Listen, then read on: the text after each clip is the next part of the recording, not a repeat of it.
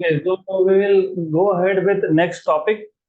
तो थोड़े से हमारे न्यूमेरिकल्स बाकी हैं, यस बाकी है, वो हम लोग कंप्लीट करेंगे इन अपकमिंग सेशंस, बट अभी फिलहाल we should finish off remaining few three topics. तो इस चैप्टर के आखिरी के दो तीन टॉपिक्स है, will quickly wind that up. तो इफ यू रिमेम्बर, हमने अब तक, तो ये याद होना चाहिए, हमने अब तक इस चैप्टर में क्या क्या सीखा। What you have learn so far in this chapter, you must remember that, of course flow also. तो क्या क्या हमने कवर किया अब तक इस चैप्टर में, starting from first topic, what have you learned? Magnetic force on, first of all, a charge if it is moving in an external magnetic field. अगर हमारे पास एक चार्ज है, वो एक्सटर्नल मैग्नेटिक फील्ड में मूव हो रहा है, तो उस पर फोर्स एक्ट होता है, that is given by q v bar cross v bar. और अगर वहां पे इलेक्ट्रिक फील्ड भी हुआ, तो दोनों इलेक्ट्रिक फील्ड और magnetic field will exert a force, q E bar plus q v bar cross v bar. इसको तो बोलते हैं लॉरेंट्ज फोर्स। फिर हमने देखा कि magnetic field does no work, there is no work done by the magnetic field. हमने prove भी किया था work done by magnetic field is zero. उसके बाद हमने देखा था साइक्लोट्रॉन। साइक्लोट्रॉन में दो D shape hollow metallic chambers होते हैं। These two D-shaped chambers are connected with high frequency and high voltage oscillator. Frequency होता है around, if you remember, 10 megahertz, 10 to 7 hertz का, और एंड वोल्टेज इज 10,000 वोल्ट्स। फिर उसको परपेंडिकुलर मैग्नेटिक फील्ड होता है अराउंड 1.5 टेस्ला का। इन दोनों डीज के बीच में जो गैप है, उसके सेंटर पे होता है एक source of positive charge, positive. For example, normally alpha particle जो सोर्स होता है, alpha particles are emitted, then they are accelerated due to electric field, और जो कर्वेचर है that is given by magnetic field. तो centripetal force is given by force due to magnetic field. मतलब basically, if you remember, q v B equal to m B square by r. फिर यहाँ से आपने velocity का expression बना लिया था, फिर यहाँ से आपने kinetic energy of electron, sorry charge particle जो भी होंगे, उसका भी एक्सप्रेशन बना लिया था, half M Q square B square R square by M square. तो वो सब करने के बाद half Q square B square R square by M, correct. इसके बाद what have you learned right after this? What is a force acting on a current carrying wire in an extramagnetic field? Bill sin theta, I L bar cross B bar। ऐसे था ना, बराबर।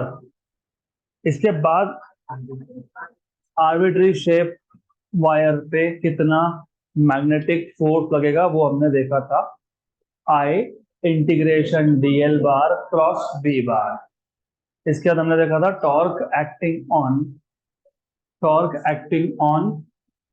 a current carrying rectangular loop in an external uniform magnetic field.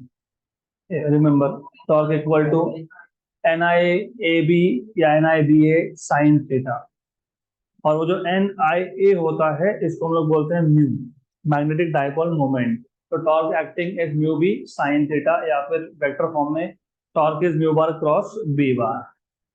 इसके बाद हमने देखा था moving coil galvanometer, जिसको तुम permanent magnetic moving coil galvanometer भी बोलते हो, राइट।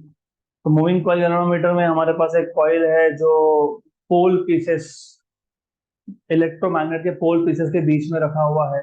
उसमें से हमने करंट पास कर दिया, तो डिफ्लेक्टिंग टॉर्क उस पर एक्ट होता है। वही टॉर्क जो मैं बता रहा था आपको, NIAB साइन थीटा। और नीचे एक हेलिकल स्प्रिंग होता है।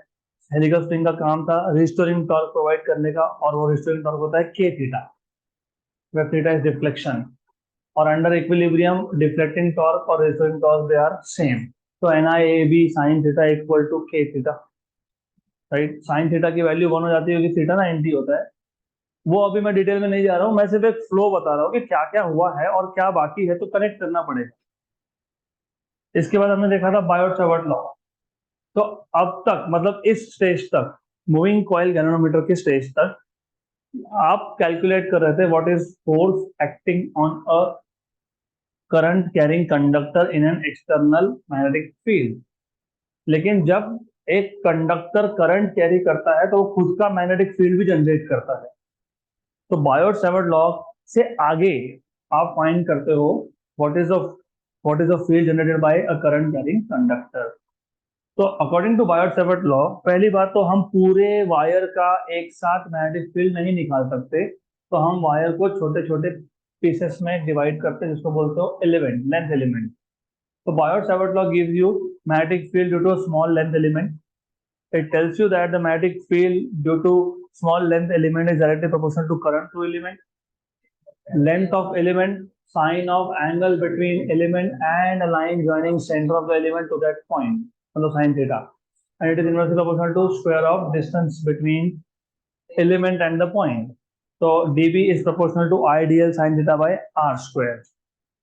फिर proportionality का साइन अगर मैं हटाता हूँ तो I मतलब dB equal to mu 0/4 pi I d l sine theta by r square. वो basically constant of proportionality depend करता है तुम कौन से सिस्टम में हो और सराउंडिंग मीडियम क्या है. लेकिन ऐसा सिस्टम में होता है म्यू 0/4 पाई और उसकी वैल्यू होती है 10⁻⁷. Correct, good. तो इसके बाद हमने बायोट-सावर्ट लॉ का पहला एप्लीकेशन देखा था to find magnetic field at a point due to a long straight wire. Why we are revising is exactly for this reason कि तुमको अच्छे से याद होना चाहिए कि हमने अब तक क्या क्या देखा, तो आगे का कुछ समझ में आएगा. तो हमारे पास एक लॉन्ग स्ट्रेट वायर था और परपेंडिकुलर डिस्टेंस r पे हमने फाइंड किया था what is magnetic field eight point P. तो इसका अप्रोच क्या था कि हमने वायर को पहले 0 से इंफिनिटी तक, मतलब अपर पार्ट में एलिमेंट्स लिए थे हमने लेंथ के, और एक एलिमेंट का मैग्नेटिक फील्ड निकाला, फिर क्या किया, इंटीग्रेट किया. सिमिलरली हमने लोअर पार्ट के लिए भी सेम किया. तो टोटल मैग्नेटिक फील्ड आया आपका अपर पार्ट से और लोअर पार्ट से. और सब सॉल्व करने के बाद ये आता है μ0I/2πr, μ0I/2πr. और अगर सेमी इनफाइनाइट लेंथ हो तो μ0I/4πr. क्लियर. इसके बाद आपने कैलकुलेट किया था force between two parallel current carrying wires. तो दो हमारे पास पैरेलल वायर्स थे विच आर करंट कैरिंग, इन दोनों में फोर्स कितना है.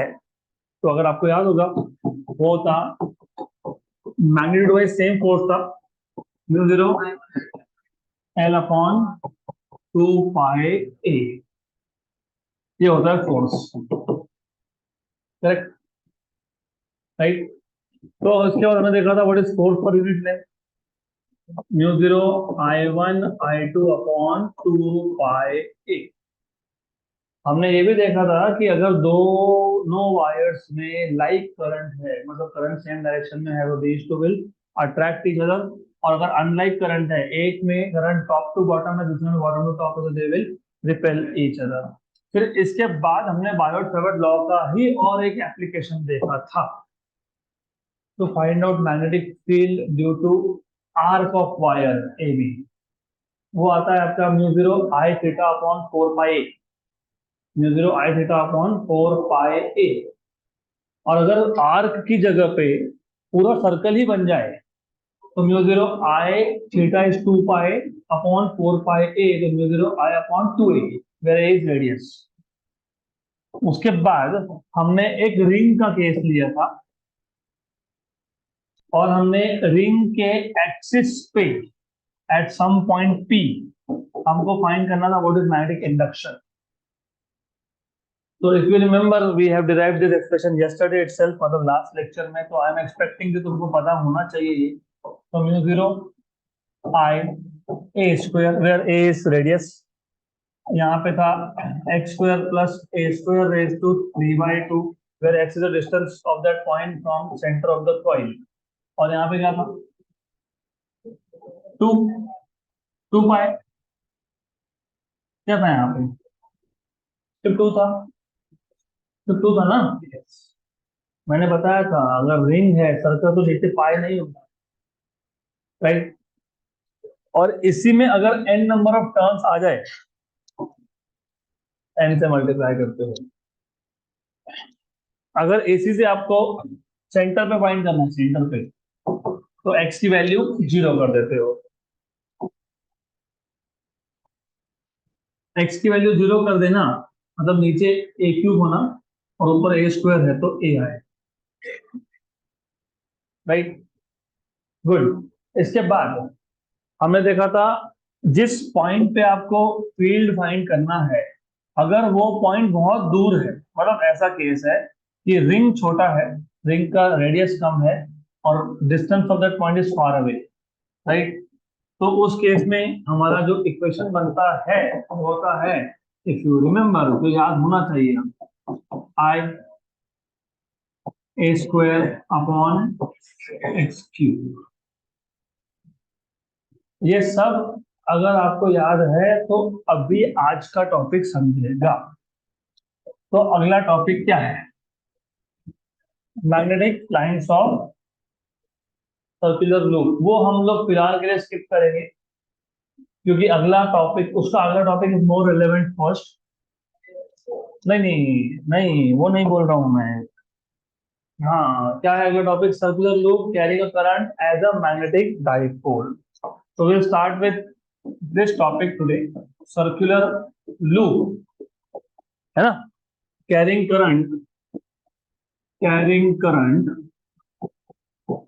As a magnetic dipole. मतलब बेसिकली तुम ये प्रूव करना चाहते हो कि जो करंट कैरिंग सर्कुलर लूप है वो मैग्नेटिक डाइपोल, मतलब बार मैग्नेट जैसा, नॉर्थ पोल साउथ पोल जैसा बिहेव करता है। ये आपको प्रूव करना है। गुड। तो इसको प्रूव करने के लिए एक सिंपल सा मेथड है। आपको ऑलरेडी इलेक्ट्रिक डाइपोल पता ना? इलेक्ट्रिक डाइपोल, इलेक्ट्रिक डाइपोल में दो चार्ज होते हैं, पॉजिटिव होता है, नेगेटिव होता है। तो इफ यू रिमेम्बर हमने इलेक्ट्रिक डाइपोल का इलेक्ट्रिक फील्ड और electric lines of forces already हमने सब करके रखा है, if you remember. Of course electric dipole में electric field line start from positive charge end at negative charge, ठीक है? फिर आपको याद होगा a line passing through both the charges is axis. फिर अगर आपको याद होगा, जो याद होना चाहिए, अगर मुझे एक एक्सियल पॉइंट पे at some point P, if I want to find out what is electric field, याद है?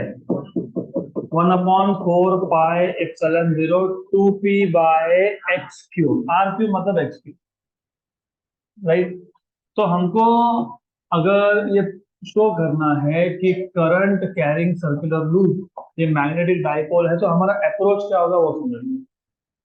हम लोग क्या करेंगे, क्योंकि हमको इलेक्ट्रिक डाइपोल का ये सब पता है, 11th में सीख लिया था हमने कि हमको पता है इलेक्ट्रिक डाइपोल का एक्सियल पॉइंट पे इलेक्ट्रिक फील्ड होता है 1/4 pi epsilon 0 2p by are cube या एक्स क्यूब। अगर मैं ऐसा same expression axial magnetic field का शो कर पाऊँ, सेम इक्वेशन, तो हम लोग बोल सकते हैं कि बाय एनालॉजी, देखो इलेक्ट्रिक डाइपोल में ऐसा था, मैग्नेटिक में ऐसा। तो यहाँ पे जो तुमको ये प्रूव करना है ना कि current carrying circular loop is behaving as a magnetic dipole, तो ये तुमको इन कंपैरिजन करना है विद इलेक्ट्रिक डाइपोल। तो याद रखना। तो we already know that, what do you know is कि इलेक्ट्रिक डाइपोल के जो इलेक्ट्रिक फील्ड था वैसा ही मैग्नेटिक डाइपोल आने वाला है, मतलब करंट कैरिंग सर्कुलर लूप का फील्ड वैसा ही आने वाला है। तो will start with, we know that, तुमको क्या पता है? Magnetic field, magnetic field along the axis of a current carrying loop, of a current carrying loop is given by, क्या था? What is the magnetic field of current carrying loop? अभी मैंने इसलिए revise करवाया ये, एक सिंगल टर्म की बात कर लेते हैं, म्यू 0/2 I a स्क्वायर।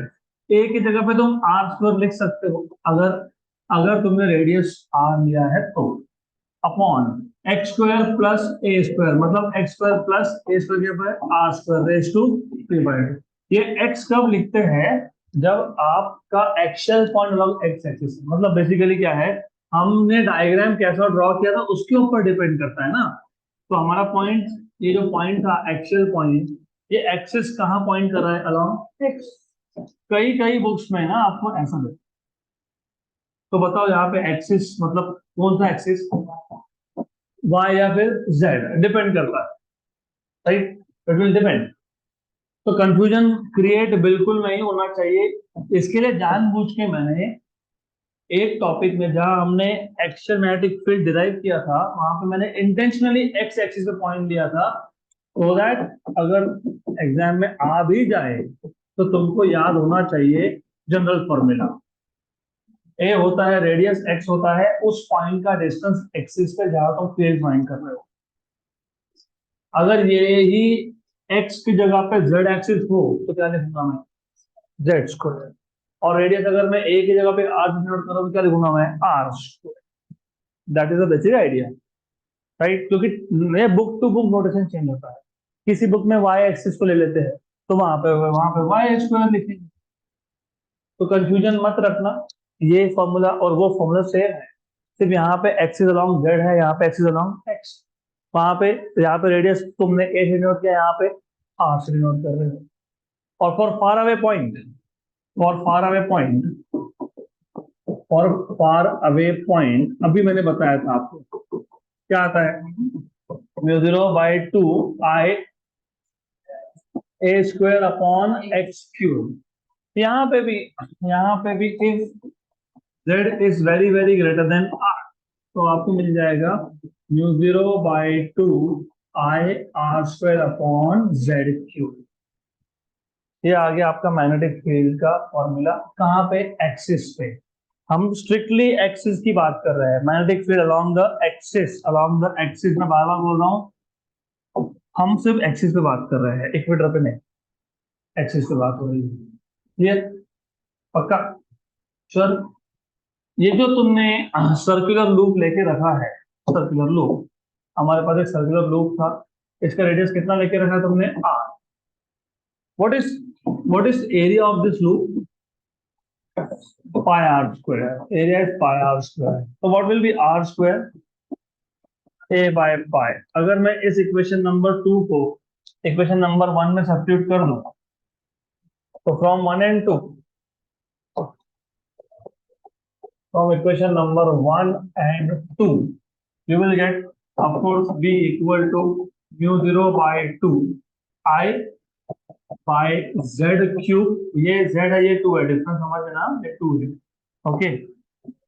और r square, what is r square? a by pi, right, सही है ना। mu 0/2 I by z cube, r square is a by pi, बराबर है। What is I A, magnetic dipole moment. N I A cause magnetic dipole moment, लेकिन यहाँ पे N की value 1 है, सिंगल टर्न है, राइट। तो but I into A is equal to magnetic dipole moment mu. इसको ही मैंने स्मॉल एम लिखा है आपके नोट्स में। मैं ये जानबूझ के मिक्सिंग करता हूँ क्योंकि किसी ने अगर टेक्स्ट बुक उठा लिया तो समझ में नहीं आता म्यू क्या है, एम क्या है, तो एक ही बात है, होता सेम। तो mu is magnetic dipole moment, M is also magnetic dipole moment, depend करता है बुक टू बुक। तो ठीक है, I will denote it by mu.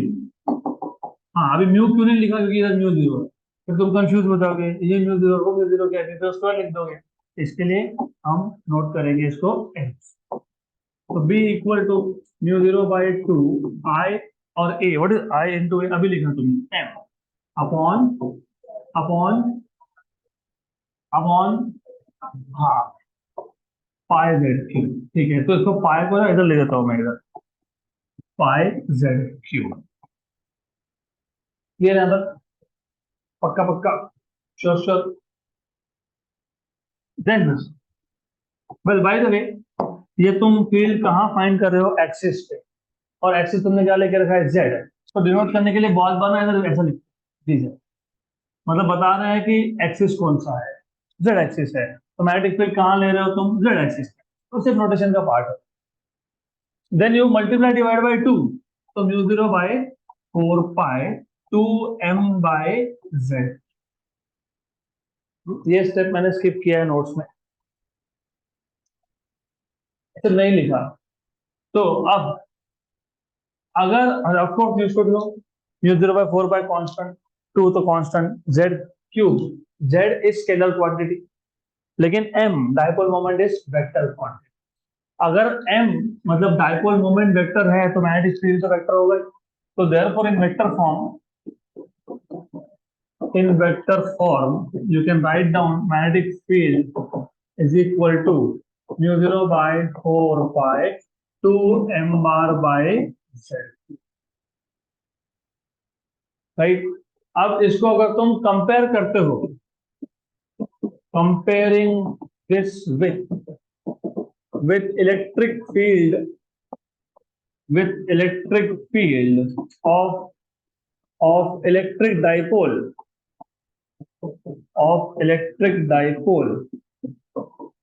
क्या था याद है क्या? Electric field of electric dipole at axis E bar equal to 1/4 pi epsilon 0 2 P bar by are cube, ठीक है, z cube are cube depend करता है। तो you will see mu 0/4 pi की जगह पे यहाँ पे है 1/4 पाई एप्सिलॉन 0, जैसा 2 है यहाँ पे भी 2 है, यहाँ पे डिस्टेंस का क्यूब है, यहाँ पे भी डिस्टेंस का क्यूब है। मतलब बेसिकली एम बार और P bar they are also same. तो एम बार का जो रोल है यहाँ पे, वो यहाँ पे पी बार का रोल, करेक्ट, राइट। तो बेसिकली ये जो इक्वेशन है, इक्वेशन नंबर 3 और इक्वेशन नंबर 4, इनको कंपेयर करके तुम क्या बोल सकते हो? यू कैन से कि by comparing equation 3 and 4 we can say that जैसे ये इक्वेशन इलेक्ट्रिक फील्ड देता है इलेक्ट्रिक डाइपोल का, और डाइपोल मतलब दो पोल, वैसे ये इक्वेशन देता है आपको मैग्नेटिक फील्ड का। लेकिन वहां पे इलेक्ट्रिक डाइपोल का, तो यहाँ पे क्या होना चाहिए? मैग्नेटिक डाइपोल होना चाहिए। मतलब एक साइड नॉर्थ होना चाहिए, एक साइड साउथ होना चाहिए, राइट। यहाँ तक क्लियर? गुड, बराबर। तो by analogy, by comparing equation 3 and 4 we can say that since equation 4 gives electric field of electric dipole, hence by analogy equation 3 should represent equation of magnetic dipole। मतलब there should be two poles, one north and one south, right। मैं एक बार repeat करता हूँ, फिर आते हैं इससे previous वाले टॉपिक पे। मैग्नेटिक लाइंस का जो टॉपिक है ना, पहले ये आना चाहिए, बाद में वो आना चाहिए, तो पहले ये होना चाहिए था। तो हमने सिर्फ इतना किया, हमने बोला कि हमको ऑलरेडी पता है कि magnetic field around the axis of circular loop carrying current is given by mu 0/2 I r square upon z square plus r square raise to 3/2, ये जनरल एक्सप्रेशन है।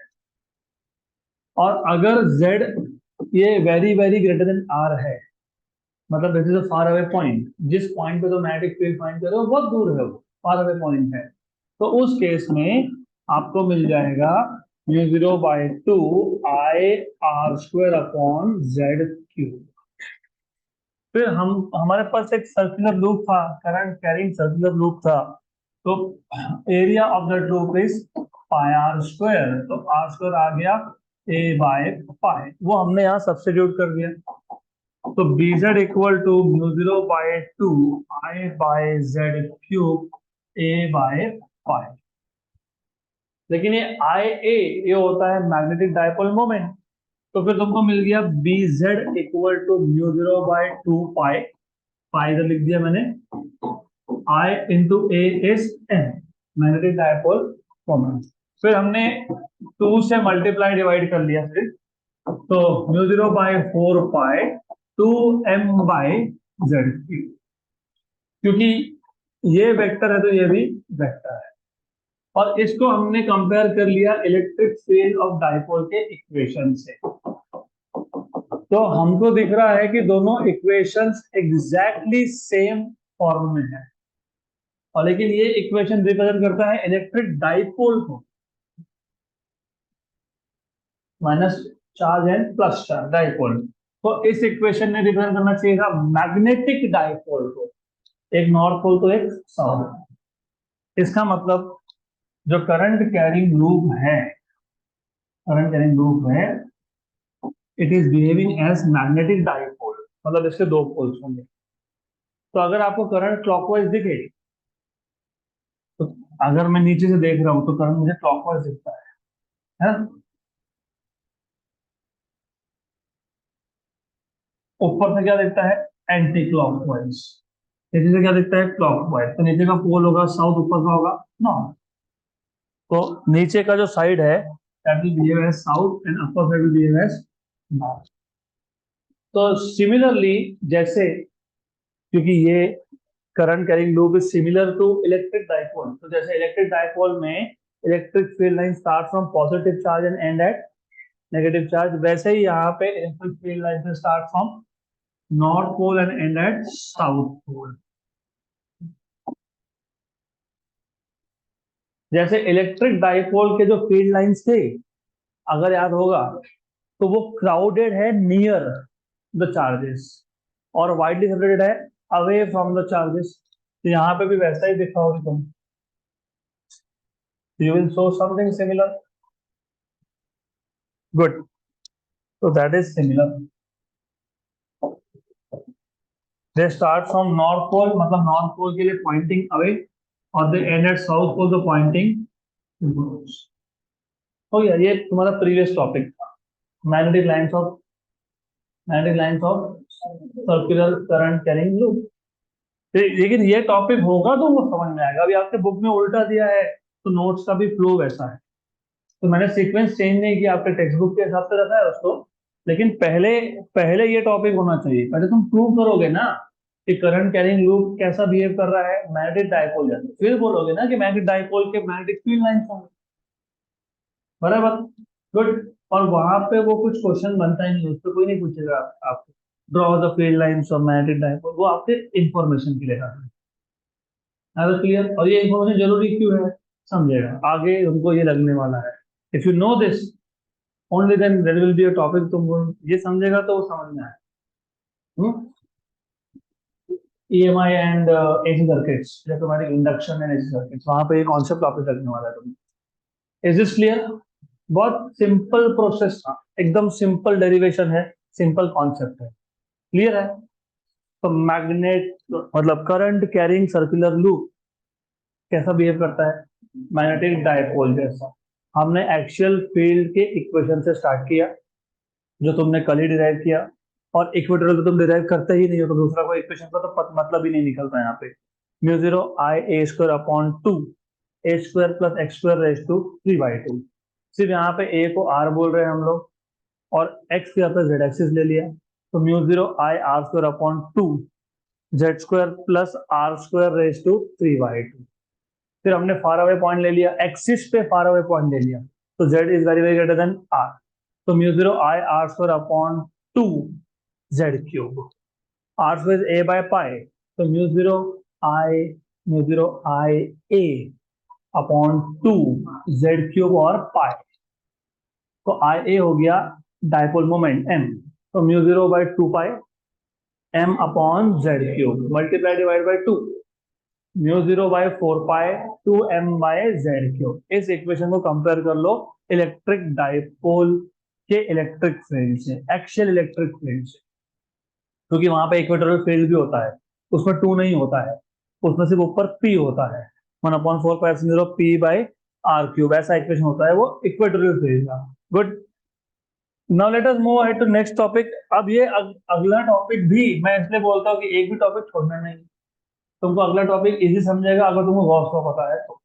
और मैंने बहुत पहले क्लियर कर दिया था कि अगर आपको ग्रेविटेशन पता है तो इलेक्ट्रोस्टैटिक्स आपके लिए सिंपल है, and vice versa.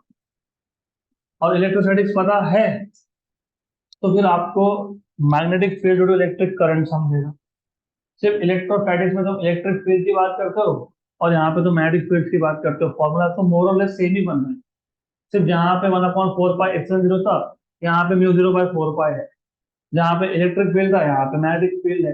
Distance square था यहाँ पे डिस्टेंस का स्क्वायर है। वहां पे इलेक्ट्रिक डायपोल था यहाँ पे मैग्नेटिक डायपोल है। वहां पे पॉजिटिव चार्ज था यहाँ पे पॉजिटिव पोल है नॉर्थ पोल। वहां पे नेगेटिव चार्ज था यहाँ पे नेगेटिव पोल है साउथ। वहां पे भी इलेक्ट्रिक फील्ड लाइंस पॉजिटिव से स्टार्ट होकर नेगेटिव पे खत्म होती थी, यहाँ पे नॉर्थ से स्टार्ट होकर साउथ पे खत्म होती है। Very good. तो इफ यू रिमेम्बर, नाउ अगला टॉपिक है एम्पियर लॉ। मैं बताता हूँ एम्पियर लॉ क्या है और इसका यूज क्या है। Very powerful tool. जैसे तुमने गॉस लॉ सीखा था ना, गॉस लॉ, अभी पहले तो ये पता होना चाहिए कि गॉस लॉ तुम यूज कहाँ करते हो, क्या फाइंड करने के लिए करते हो। Electric field of extended charges, extended object जैसे कि स्पीयर हो गया, लॉन्ग स्ट्रेट वायर हो गया, एक इन्फिनाइट प्लेन शीट है, करेक्ट। वहां पे इलेक्ट्रोस्टैटिक कंडीशन है, चार्जेस रेस्ट पे। यहाँ पे मैग्नेटोस्टैटिक है, charges are moving but steady current. This is magnetostatics. You have current but you have steady current, and steady current produce magnetic fields. So Gauss law is used to find out electric fields. Ampere's law is used to find out magnetic fields. Process same, concept same, method same. हम compare करके पहले पहले मैं compare करके दूंगा आपको। तो just by comparison Gauss law and Ampere's law, फिर डिटेल में तो एम्पियर लॉ देखना ही है हमको। Gauss law, amperes law.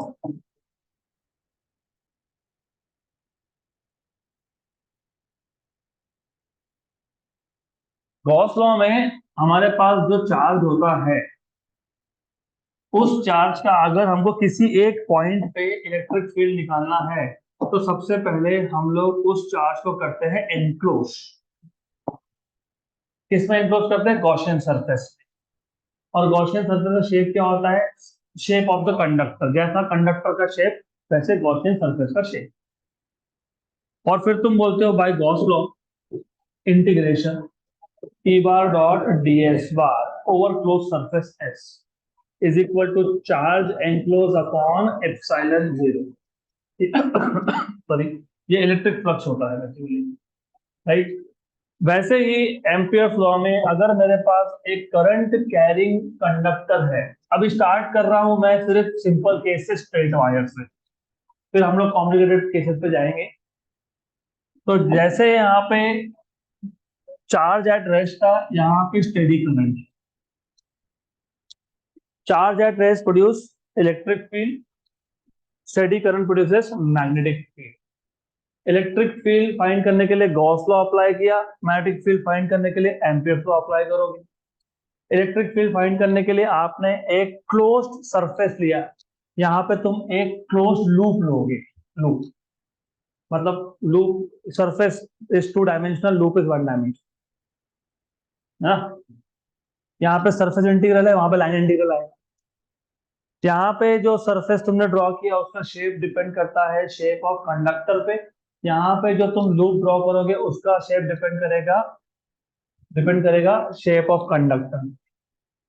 तो यहाँ पे अगर आपके पास स्ट्रेट वायर है, तो इस केस में मुझे एक पी पॉइंट पे मैग्नेटिक फील्ड फाइंड करना है। तो जैसे चार्ज को एनक्लोज किया, तो यहाँ पे करंट को एनक्लोज करना पड़ेगा। और करंट को एनक्लोज करने के लिए बहुत सिंपल शेप का लूप बन सकता है, दैट इज सर्किल। बराबर। यहाँ पे आपने इमेजिनरी गॉसियन सरफेस लिया था, यहाँ पे आप इमेजिनरी एम्पीरियन लूप ले रहे हो। क्या बोलते हैं इसको? Amperian loop. इसको क्या बोला था तुमने? Gaussian surface.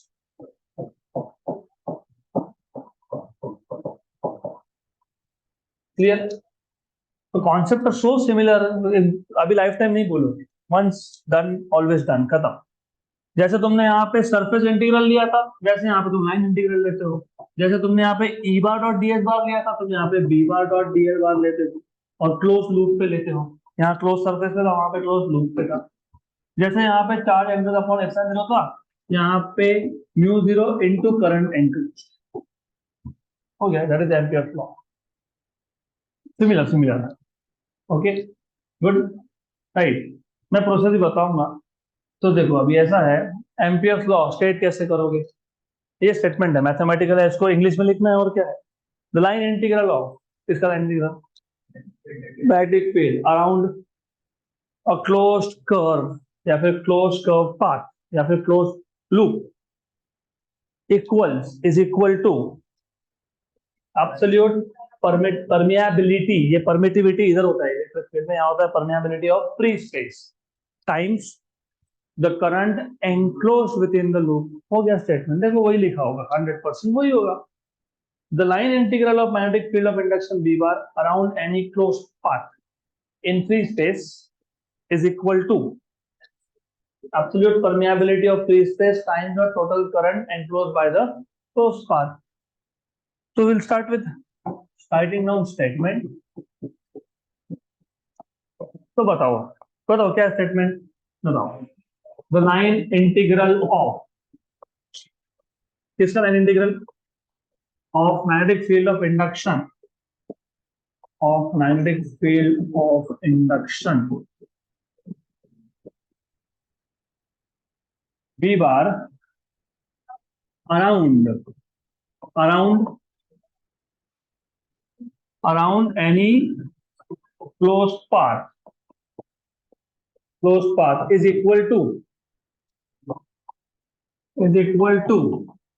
absolute permeability, absolute नहीं भी लिखोगे तो कोई बात नहीं, permeability of free space, permeability of free space मतलब mu zero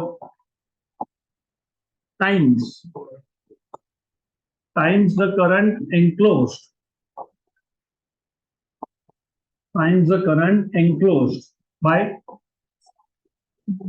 closed path, by closed path।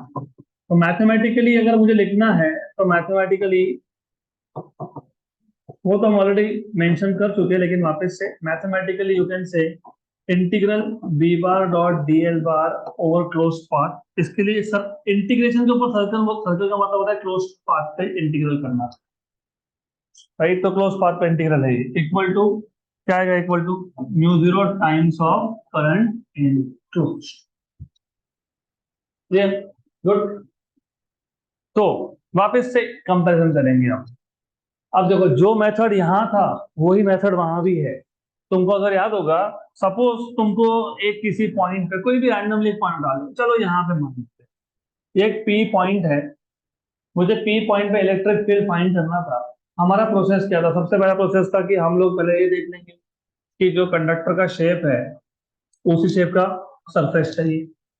फिर जिस पॉइंट पे तुमको फील्ड निकालना है वहां पे एक स्मॉल लेंथ एलिमेंट, एक स्मॉल एरिया एलिमेंट लेते हो, तो यहाँ पे एक एरिया एलिमेंट लेते हो डीएस, डीएस करेक्ट। फिर of course you know electric field due to positive charges away, away. और फिर यहाँ पे जो एरिया एलिमेंट है इसका डायरेक्शन होता है गिवन बाय परपेंडिकुलर, और फिर इन दोनों में एंगल होता है थीटा। फिर तुम इस छोटे एलिमेंट के लिए, एक सिंगल एलिमेंट के लिए, एक सिंगल एलिमेंट के लिए तुम फाइंड करते हो E bar dot D S bar, which is E d s cos theta. फिर तुम बोलते हो कि लेकिन फ्लक्स तो कैसे एक एलिमेंट से पास हो रहा है? नहीं, तुम ऐसा बोलते हो कि ये जो एलिमेंट है ना ये हर जगह पे होंगे, यहाँ पे भी होगा, उसके बाजू में भी होगा, उसके और बाजू में भी होगा। तो पूरा का पूरा जो गॉसियन सरफेस है, it is imagine to be made up of large number of small area elements. तो फ्लक्स हर एक में से पास हो रहा है। फिर क्या करते हैं? एडअप, मतलब क्या करते हैं? इंटीग्रेट। तो टोटल फ्लक्स से तुम क्या करते हो? इंटीग्रेशन ए बार डॉट डी एस बार। और ये तुम्हारा अल्टीमेटली सॉल्व करके आ जाता है चार्ज एंगल अपॉन। तो जो मेथड यहां था वही मेथड वहां भी है ना। Imagine Gaussian surface in the form of, imagine a Gaussian surface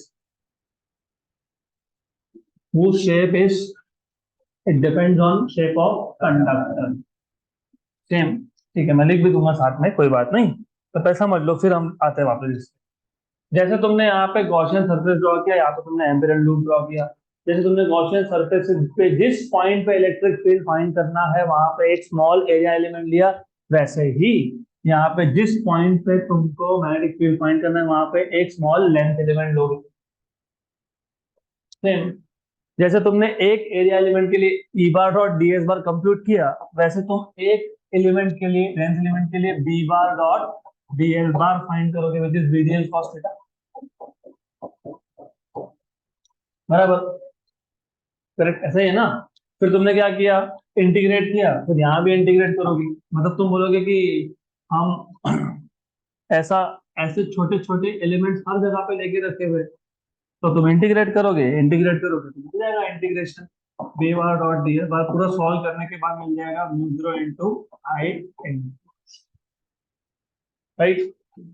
अब ये मैंने आपको in the form of notes एक एक पॉइंट बाय पॉइंट लिख के दिया है। स्टेटमेंट के नीचे देखो क्या लिखा हुआ स्टेटमेंट के नीचे, in Ampere's law we imagine. तो in Ampere's law,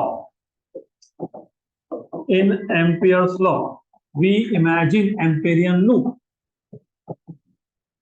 we imagine Amperian loop. और ये लूप कैसा है? we imagine amperian loop ना, we imagine amperian loop that is closed curve, और उसका शेप क्या है?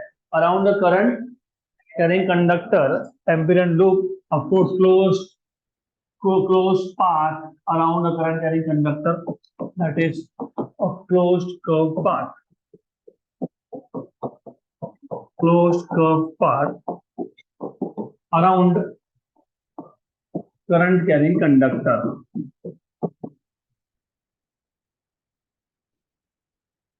उसके बाद ये जो एम्पिरियन लूप है इसका शेप किस पे डिपेंड करता है? शेप ऑफ, वो वही लिखा होगा आगे देखो, the shape of Amperian loop depends on the shape of conductor. The shape of Amperian loop, और मैं ये जानबूझ के यहाँ पे लिख रहा हूँ स्टेप बाय स्टेप, क्योंकि इसके 3 एप्लीकेशन देखने हैं, और एक बार तुमको प्रोसेस समझ में आ गया, वो तीनों के तीनों तुमको कुछ करना ही नहीं, याद रह जाएगा अपने आप। So the shape of Amperian loop, the shape of Amperian loop depends on shape of, depends on shape of conductor, depends on geometry of the problem बोला तो बेस्ट। हाँ, depends on geometry of the problem is best way। उसके बाद, हाँ, उसके बाद we imagine the loop to be made up of large number of small elements। Okay, depends on the shape of symmetry of problem is better word to use, ज्यादा ज्यादा suitable है symmetry of problem। तो we imagine ये जो loop है, we imagine the loop, Amperian loop to be made up of, to be made up of large number of small, of infinite सिमल या फिर small length elements, small length elements, and compute हर एक element के लिए क्या compute करोगे, क्या find करोगे हर एक एलिमेंट के लिए? Compute E B bar dot dl bar for each element, for each element, and then add all of them, मतलब इंटीग्रेट। बस ये प्रोसेस है, खत्म। तो प्रोसेस समझ में आया क्या? पहले अगर करंट कैरिंग कंडक्टर है और जिस पॉइंट पे आपको फील्ड निकालना है, तो पहले करंट को एनक्लोज करो। करंट को एनक्लोज करने के लिए जो तुम कर्व पाथ यूज करोगे उसको एम्पिरियन लूप बोलते हैं। एम्पिरियन लूप का shape symmetry of the problem पे डिपेंड करेगा। लॉन्ग स्ट्रेट वायर तो सिंपलेस्ट लूप है, सर्कुलर, राइट। और अलग अलग शेप के प्रॉब्लम, अलग अलग सिमेट्री के प्रॉब्लम के लिए हम लोग शेप चेंज कर देंगे, वो आगे देखेंगे, 3 एप्लीकेशन को देखना है वैसे भी, राइट। उसके बाद क्या प्रोसेस था कि इस लूप को तुम इमेजिन करोगे to be made up of large number of small length elements, फिर एक लेंथ एलिमेंट के लिए बी बार डॉट डीएल को कंप्यूट करोगे, फिर सबको ऐड करोगे। ये प्रोसेस है, जनरल प्रोसेस है। यही प्रोसेस गॉस लॉ का था। सिर्फ गॉस लॉ इलेक्ट्रिक फील्ड देता है, एम्पियर्स लॉ मैग्नेटिक फील्ड देता है। गॉस लॉ में तुम कंडक्टर को, मतलब चार्ज को एंक्लोज करते हो इनसाइड सरफेस। यहाँ पे तुम करंट को इंक्लोज करते हो इनसाइड लूप, राइट, क्लियर। वहां पे तुम E bar dot DS bar compute करते हो, यहाँ पे तुम B bar dot DL bar compute करते हो। वहां पे तुम सरफेस पे इंटीग्रेट करते हो, सरफेस इंटीग्रल होता है वो। यहाँ पे तुम लाइन पे इंटीग्रेट कर रहे हो क्योंकि लूप है, ये लाइन इंटीग्रल। बाकी सब कुछ सेम है, वहां पे चार्ज एंक्लोज, यहाँ पे करंट एंक्लोज, वहां पे एप्सिलॉन जीरो, यहाँ पे म्यू जीरो, एप्सिलॉन जीरो वहां पे डिनोमिनेटर में, यहाँ पे म्यू जीरो न्यूमरेटर में। अब आ जाते हैं हम लोग 3 इसके एप्लीकेशन पे। और सबसे इंपॉर्टेंट और सबसे पहला एप्लीकेशन क्या है? देखो क्या है, क्या है? लॉन्ग स्ट्रेट वायर है ना। हाँ, टाइटल में क्या लिखा है? Magnetic field due to a long straight conductor carrying current. Magnetic field, magnetic field due to a straight long straight conductor carrying current. Do you remember what is the magnetic field due to long straight conductor carrying current? अरे हमने Gauss law का sorry हमने Biot Savart law का पहला application क्या देखा था, अभी रिवाइज करवाया, म्यू जीरो आई अपॉन 2 पाई ए या 2 पाई आर। प्रोसेस क्या था उसमें कि तुमने पहले सेमी इन्फिनाइट लेंथ का वायर लिया, फिर तुमने एक लेंथ एलिमेंट लिया, उस लेंथ एलिमेंट में तुमने बायोट सेवर्ट लॉ अप्लाई किया, फिर तुमने बोला कि लेकिन सेमी इन्फिनाइट क्यों लूं, तो नीचे भी एक्सटेंड हो रहा है वायर, तो माइनस इंफिनिटी से प्लस इंफिनिटी है, तो टोटल फील्ड आ गया अपर प्लस लोअर पार्ट से। अपर पार्ट से जो फील्ड आता है वो इंटीग्रेशन 0 टू इंफिनिटी होता है, डीबी। डीबी था म्यू 0/4 पाई I dl/r²। इतना सब करने के बाद तुमको वो मिलता है। एम्पियर लॉ तुमको वही फॉर्मूला 3 स्टेप के अंदर देता है, सेम फॉर्मूला, राइट। सिर्फ प्रोसेस क्या हो समझ लो, सेम आएगा। देखो अभी देखो वही है। Let us consider a wire, some wire X Y. तो एक वायर हम लोग ले लेते हैं, तो let us consider, just a minute, just a minute, नहीं तो फिर ये सॉफ्टवेयर बंद हो जाएगा। गुड।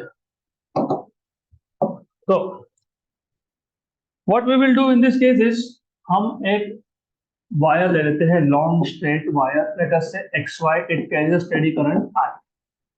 तो consider, let us consider a long straight wire, ज्यादा नहीं लिखूंगा मैं, जितना जरूरी है उतना ही। Consider a long straight wire,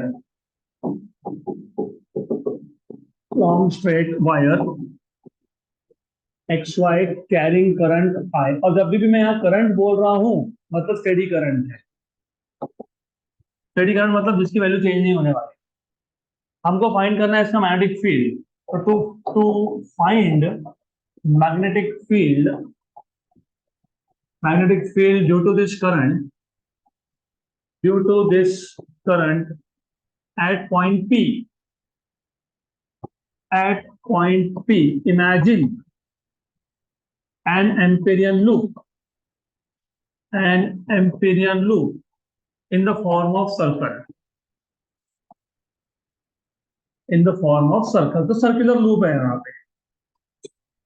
तो यहाँ पे P पॉइंट था, इस P पॉइंट का जो वायर से शॉर्टेस्ट डिस्टेंस है, तुम उसको R बोल दो, तुम उसको A बोल दो, स्मॉल r बोल दो, I don't care, whatever you want to say, right.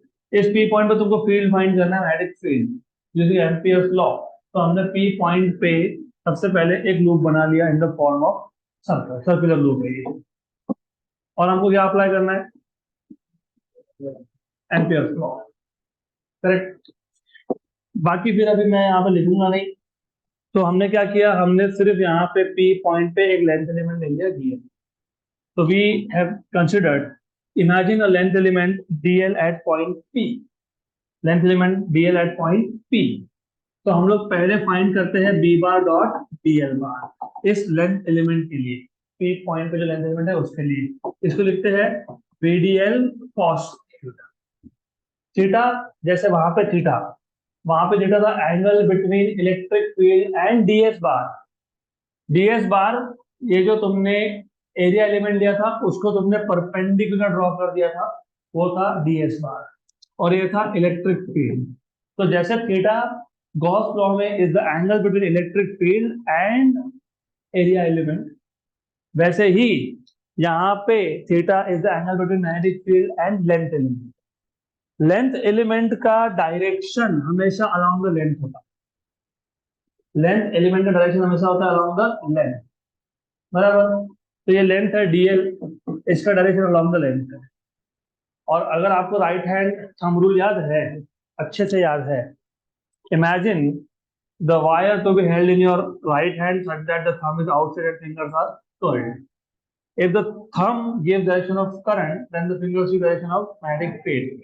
So at the location of this element, ये जो element है P point पे, उस लोकेशन पे, उस लोकेशन पे मैग्नेटिक फील्ड का डायरेक्शन क्या दिख रहा है आपको, इनसाइड। इनसाइड मतलब अलोंग द लेंथ। इमेजिन करना पड़ेगा थोड़ा सा, क्योंकि ये कॉन्सेप्ट 3D है, उसको 2D में लाने की कोशिश कर रहा हूं मैं।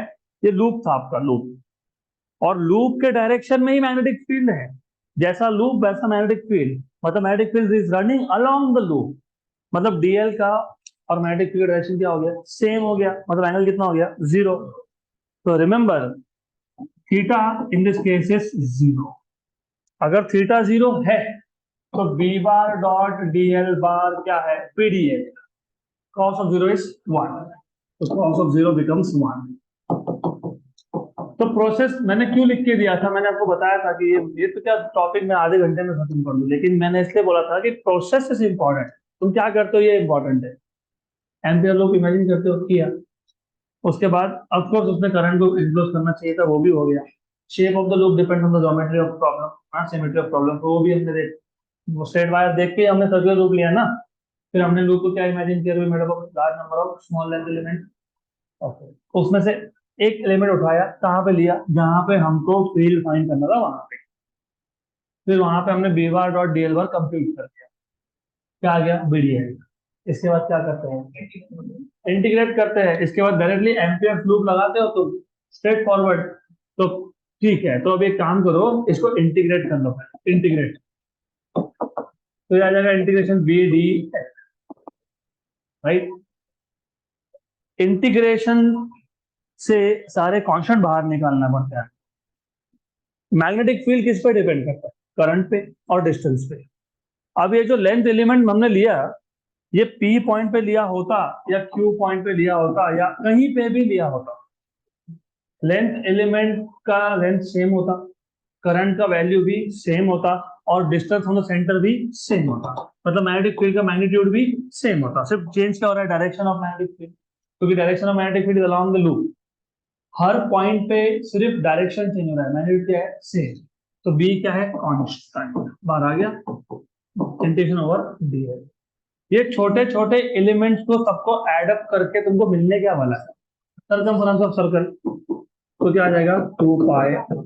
तो ये आपको मिल गया B bar dot DL bar, ये तो मिल गया। अब वी नो दैट, आपको पता है Ampere's law, what is Ampere's law, integration over close loop B bar dot DL bar equal to mu zero into I into, लेकिन ये लेफ्ट हैंड साइड तुमने क्या निकाल के रखा है, B into 2 pi r, mu zero तो mu zero है, और करंट कितना इनक्लोज है, आई, सिर्फ एक ही तो वायर था, तो एक ही करंट है, दो तो फिर I one plus I two लिखते हैं हम लोग, यहाँ पे एक ही वायर है, एक ही वायर है, वेरी गुड, गुड।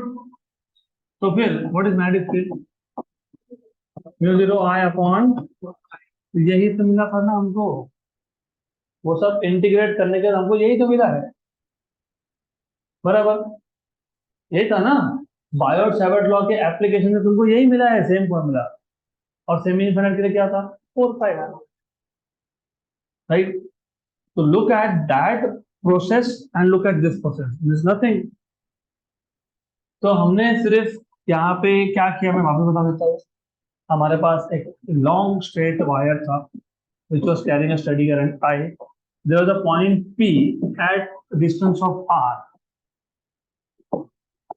जहां पे आपको फाइंड करना था magnetic field due to this current. हमको मैग्नेटिक फील्ड फाइंड करना है तो हमको करंट को इंपोज करना है, करंट को इंपोज करना है तो एम्पियर लूप चाहिए। एम्पियर लूप का शेप डिपेंड करता है सिमेट्री ऑफ द प्रॉब्लम पे, और यहाँ पे बेसिक लूप सर्कुलर फॉर्म में लगा दिया तो भी चल जाएगा। आई एम नॉट सेइंग कि तुम और कोई शेप नहीं ले सकते, this is the best, simple हो गया। फिर हमने क्या किया था, जिस पॉइंट पे आपको फील्ड फाइंड करना है सबसे पहले वहां पे एक स्मॉल लेंथ एलिमेंट ले लो, डी है, और इस पी पॉइंट पे मैग्नेटिक फील्ड का वैल्यू कितना है, बी है। तो पहले हम लोग फाइंड कर लेंगे B bar dot DL bar, तो B d l cos theta. D l का डायरेक्शन हमेशा अलोंग द लेंथ होता है, और साथ में क्योंकि हमको राइट हैंड थंब रूल से पता है, if the current is basically pointing in the direction of thumb, you will imagine the wire to be held in your right hand such that the thumb is outstretched and fingers are curled. Thumb gives the direction of current, then finger gives the direction of magnetic field. तो हर एक point पे magnetic field is along the loop, मतलब length element का direction और magnetic field का direction same है। तो you will have this as BDL cos 0, cos 0 is 1, तो BDL। फिर हम लोग इंटीग्रेट करते हैं पूरे लूप के लिए, पूरे लूप के लिए, क्योंकि ये सिर्फ हमको सिंगल लेंथ एलिमेंट को बताता है। मैग्नेटिक फील्ड ये सिंगल लेंथ एलिमेंट के लिए तुमने फाइंड किया, बी बार और डीएल बार, हमको पूरा लूप का चाहिए। तो बी बार और DL bar is integration B DL, लेकिन बी कांस्टेंट है क्योंकि बी डिपेंड करता है करंट पे और डिस्टेंस पे। करंट तुम ये एलिमेंट कहीं भी ले लेते तो करंट तो सेम रहने वाला था, और एलिमेंट का सेंटर से मतलब वाया से डिस्टेंस भी सेम रहने वाला था, तो वो कांस्टेंट है। और डीएल मतलब सारे के सारे जितने भी लेंथ एलिमेंट लिए सबको ऐड कर रहे हो, तो क्या बनने वाला है वो 2 पाई आर, 2 पाई आर बनेगा ना।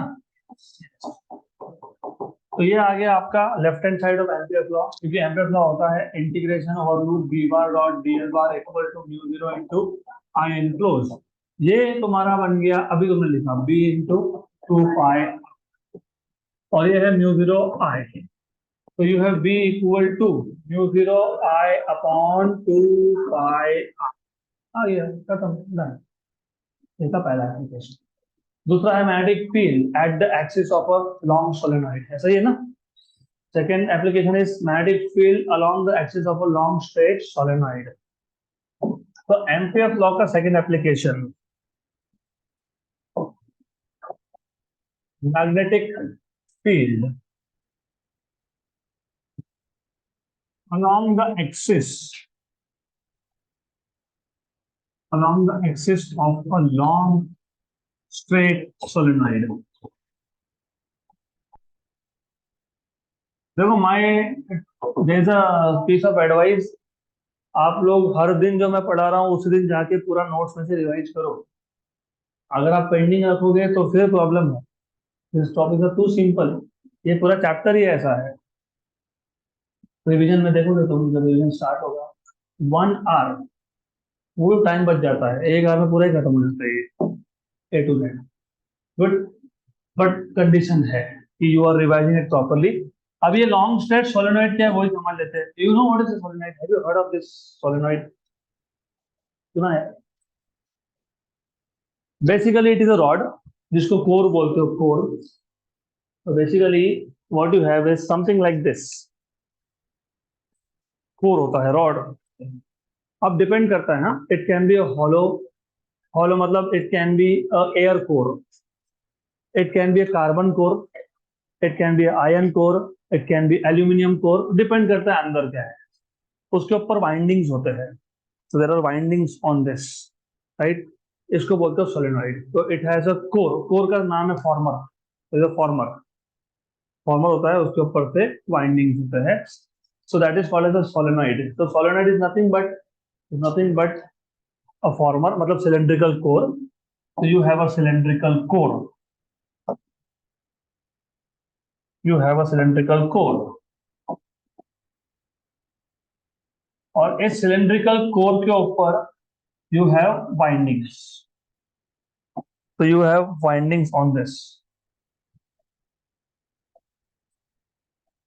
प्रॉपर वाइंडिंग होगा, जो भी होगा वाइंडिंग है, it will carry current basically.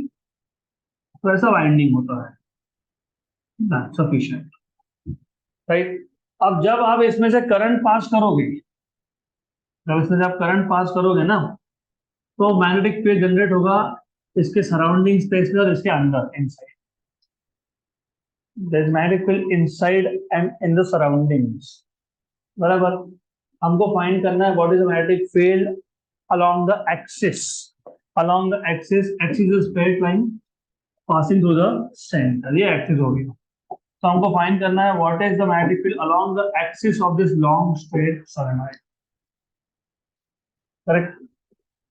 तो हम basically we are looking at applications of Ampere's law. और बाय द वे अगर मैं ऐसा इमेजिन करता हूं कि इस लॉन्ग स्ट्रेट सोलेनॉइड का लेंथ है कैपिटल एल, इस पे टोटल नंबर ऑफ टर्न्स है कैपिटल एन, तो number of turns per unit length is N by example. Example मान लो कि ये 10 मीटर लंबा रॉड है और उस पर 10,000 टर्न्स है, 10,000 टर्न्स है। तो 1 मीटर में कितनी हुई, 10,000/10 मतलब 1000, और उतना होता है नॉर्मली 1 मीटर में 1000-2000 टर्न्स होते हैं, राइट, करेक्ट। तो if N is a total number of turns and L is a length of the solenoid, then number of turns per unit length, हर एक मीटर में कितने टर्न्स है, small n, capital N by capital L, number of turns per unit length. ये काम में आएगा हमको, क्योंकि हमको करंट एंगल्स निकालना होता है ना, उसमें लगता है। अगर हमको मैग्नेटिक फील्ड फाइंड करना है along the axis, जिस पॉइंट पे तुमको मैग्नेटिक फील्ड फाइंड करना होता है, वहां से तो लूप पास होना ही चाहिए। मतलब तुम अभी एम्पियर लूप ड्रॉ करोगे, एम्पियर लूप ड्रॉ करोगे और जिस पॉइंट पे तुमको फील्ड फाइंड करना है वहीं पे लूप नहीं ड्रॉ किया तो चलेगा क्या? ऐसा नहीं चलता है। कहाँ फाइंड करना है तुमको? एक्सिस पे। तो हम एक्सिस से लूप स्टार्ट करेंगे। इस केस में हम लोग जो लूप है वो रेक्टेंगुलर शेप का लेते हैं। तो we take this in the shape of a rectangle, क्योंकि मैंने पहले ही बोल दिया it will depend on the geometry of the problem, it will depend on the symmetry of the problem. और और रिमेंबर, बेसिकली ये थोड़ा सा गलत, मतलब गलत मतलब अभी क्या है, लिमिटेशन है ना, हम ज्यादा तो लंबा डायग्राम ड्रॉ कर नहीं सकते, लेकिन याद रखना, ये ये जो ऊपर का साइड है ना लूप का, रेक्टेंगल का ऊपर वाला, बाहर वाला, वो बहुत दूर है, उसका रीजन बताऊंगा बाद में। तो let us call this as loop as A, B, C and D. Let us take the length of the loop as L. अगर तुम इसको L बोल रहे हो तो फिर कंप्लीट लेंथ को L मत बोलो, कंफ्यूजन क्रिएट होगा। Call it something else, small L बोल दो चलेगा। Do not confuse length of the solenoid and length of the loop. Do not confuse these two things, नहीं तो गए गए काम से, बराबर। अब you wanted to find out what, क्या फाइंड करना तुमको? Magnetic field. कौन सा लॉ अप्लाई करने वाले हो? Ampere's law. एम्पियर्स लॉ क्या होता है? Integration B bar dot D N bar equal to mu zero into I N, बराबर। तो पहले हम लोग लेफ्ट हैंड साइड सॉल्व कर लेंगे इसका। Can I write this as integration B bar dot D L bar? किस पे इंटीग्रेट कर रहे हो तुम? किस पे? ये सर्कल का मतलब क्या होता है? किस पे? क्लोज लूप पे। किस पे? Close loop. और क्लोज लूप का शेप क्या है हमारे केस में? रेक्टेंगल। क्लोज लूप मतलब एबीसीडी। तो मैं ऐसा लिख सकता हूं ना, A to B, B to C to D और डी टू ए। ये हो गया आपका लूप कंप्लीट। तो integration close loop B bar dot DL bar is integration B bar dot DL bar A to B, integration from B to C B bar dot DL bar, integration from C to D B bar dot DL bar and from D to A B bar dot DL. Clear? पक्का? Sure sure. अब पहला focus करो तुम A B पे। Integration from A to B bar dot DL bar is integration from A to B DL cos theta. सिर्फ A B, only A B. Again again you will need right hand thumb rule, right. अभी देखो यहाँ पे ना current का direction दिखाते वक्त मैंने ज्यादा सोचा नहीं कि क्लॉकवाइज है कि एंटी क्लॉकवाइज है। जो भी होगा, जो भी होगा, क्लॉकवाइज होगा तो भी ठीक, एंटी होगा तो भी ठीक, what ever it is, what ever it is, okay. ये क्या है? करंट एंटी क्लॉकवाइज है क्या? एंटी क्लॉकवाइज है ना? ऐसा जा रहा है ना, ऐसा आ रहा होता तो इन इधर केस, चाहे वो क्लॉकवाइज हो चाहे वो एंटी क्लॉकवाइज हो, फर्क नहीं पड़ता है मेरे को। लेकिन मैग्नेटिक फील्ड कहाँ होगा? एक्सिस पे कहाँ पे होगा? ये देखो, ये था एक्सिस इसका, सोलेनोइड का। इसके ऊपर कौन है? कोर है, राइट। और कोर पे कौन है? वाइंडिंग है, राइट। तो कर्ल फिंगर्स कहाँ पॉइंट कर रहे हैं? करंट। तो थंब कहाँ पॉइंट कर रहा है? Along the axis, very good. तो magnetic field is along the axis. और लेंथ एलिमेंट का डायरेक्शन तो वैसे भी अलोंग द लेंथ होता है। और तुम्हारा पहला एलिमेंट कौन सा था? A to B, A to B. तो तुम्हारा जो लेंथ एलिमेंट है वो ए टू बी है, और मैग्नेटिक फील्ड भी क्या है? ए टू बी है। तो एंगल कितना आएगा? 0। तो here B bar and DL bar are in same direction.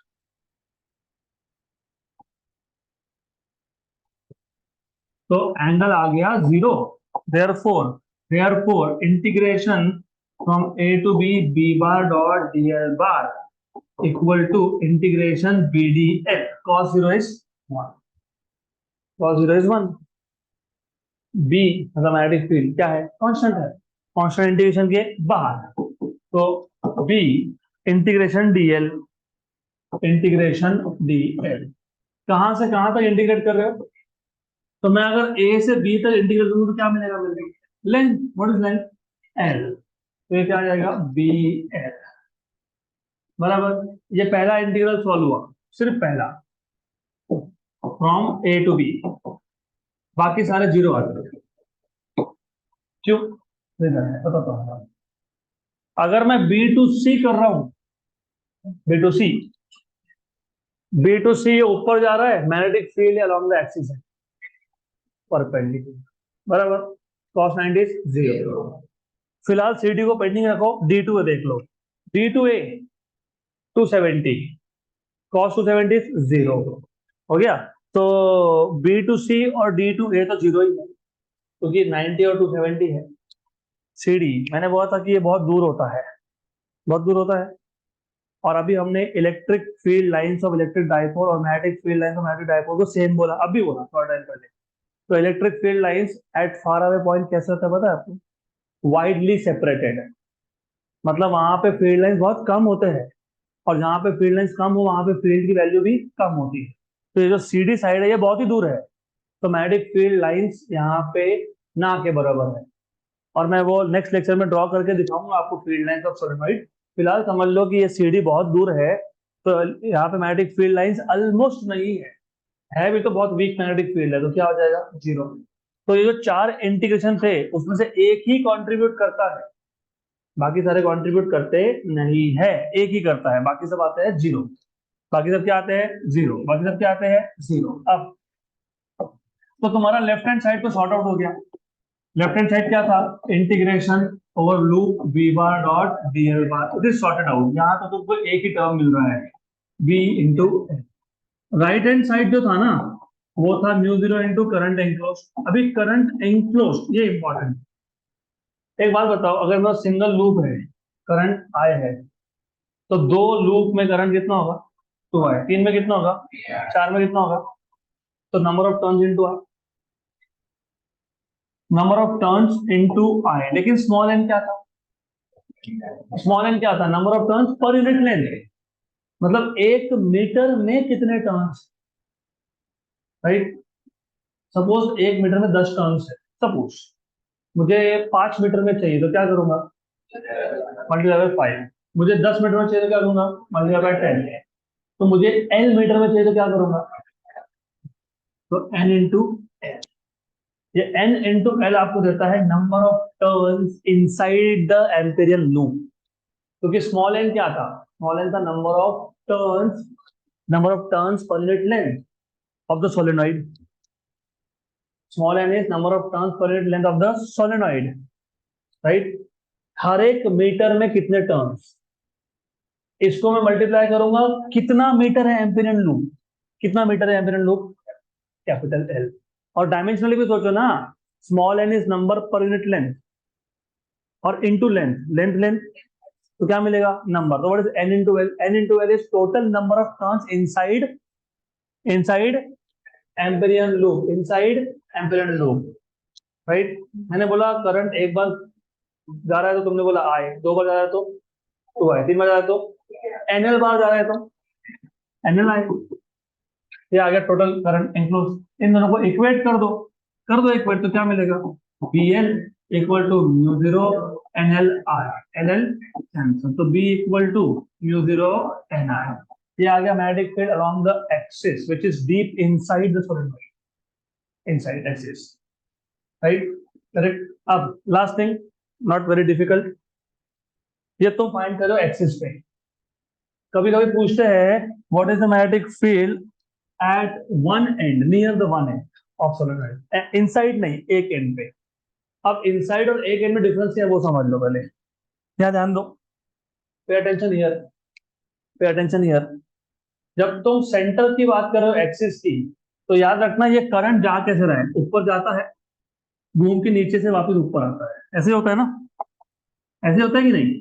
तो सेंटर पे ऊपर से पास होने वाला करंट और नीचे से पास होने वाला करंट दोनों का कॉन्ट्रीब्यूशन है। जो करंट नीचे जाएगा वो भी फील्ड बनाएगा, ऊपर जाएगा वो भी फील्ड बनाएगा। तो सेंटर पे दोनों का कॉन्ट्रीब्यूशन है। और अगर मैं एक एंड की बात करूं तो सिर्फ एक एक साइड का कॉन्ट्रीब्यूशन है। अगर मैं अपर एंड की बात करता हूं तो कॉन्ट्रीब्यूशन कहां से आएगा? Only from upper end of solenoid. मतलब उस केस में पता है क्या होगा? Divide by two. तो induction, magnetic field induction near one end of solenoid is mu zero N I by two. Good. बाकी ये मैं कल वापस रिपीट कर दूंगा। तो दैट्स इट।